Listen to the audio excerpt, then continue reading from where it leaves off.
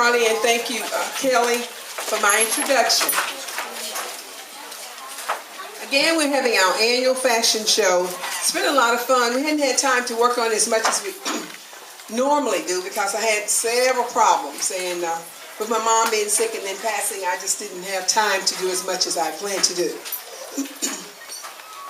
But we've enjoyed it because we talked about where these clothes were made. In fact, I think out of all of our clothes, I think one item was made in the United States. It was Vietnam, Guatemala, Thailand, Mexico, just several places. Also, we talked about our adjectives.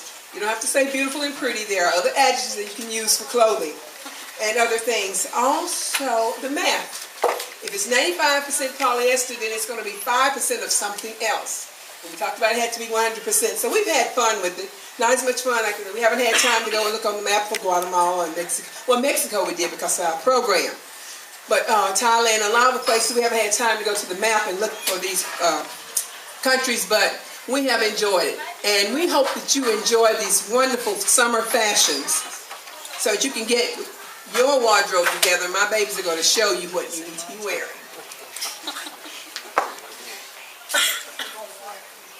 Samuel